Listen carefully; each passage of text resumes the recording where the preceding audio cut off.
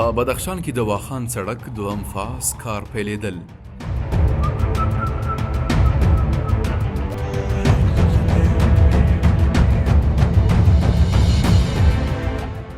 د پامیر غرونو په زړه کې چیرې چې اسمان ځمکې ته نږدې دی او تاریخ په ډبرو کې حک سوی او کښل سوی، افغانستان د یو لوی بدلون څخه تیریږي. د واخان سړک هغه لاره چې کولی شي افغانستان د سیمې په یوه له مهمو سوداګریزو لویو لارو بدل کړي.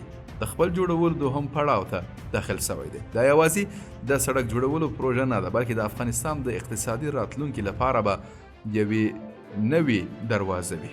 یو راتلونکی چې د دې ډبرینې لارې له لارې د پرمختګ لپاره لاره پرانیزي. په بدخشان کې د واخان سړک دوهم پړاو چې افغانستان له چین سره نښلوي په رسمي ډول پیل شو. دا پروژه چې 1 کیلومتره اوږدوالی او 180 ملیون افغانیو څخه ډیر ارزښت لري، د افغانستان لپاره د پراختیا او نړیوال ترانزیت په لاره کې یو بل ګام دی.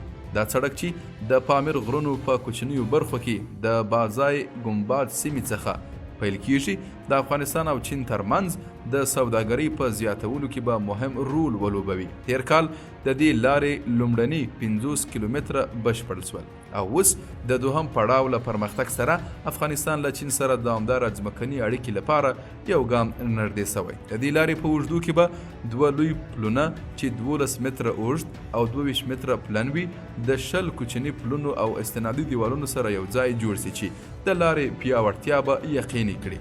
د ټولګټو وزارت چارواکي ټینګار کوي چې دا سړک به نه یوازې د صادراتو او وارداتو لارې اسانه کړي، بلکې افغانستان به د سیمې په یوه ترانزیتي لویه لاره بدله کړي. اقتصادي کارپوهان وایي چې د دې لارې په فعالېدو سره به چین ته د افغانستان د صادراتو لګښتونه 90% کم شي.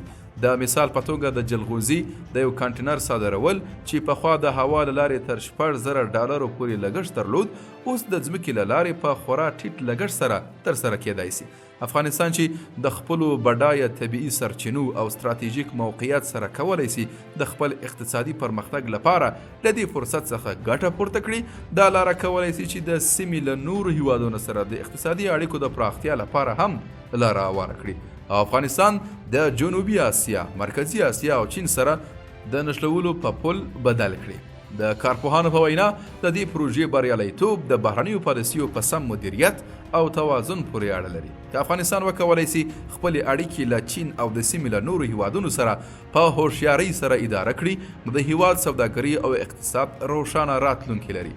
دا یوازې یوه لاره نه ده، بلکې دا د نړیوال اقتصاد سره د افغانستان د بیا نښلولو په لور لومړی ستر ګام دی. هغه لاره چې یو وخت یوازې د یو لرې خوب په څیر ښکارېده، اوس په حقیقت بدلیږي. د واخان سړک به د تیر او راتلونکي انزوا او پیوستون او اقتصادي رکود او سوکالۍ ترمنځ یو پل وي.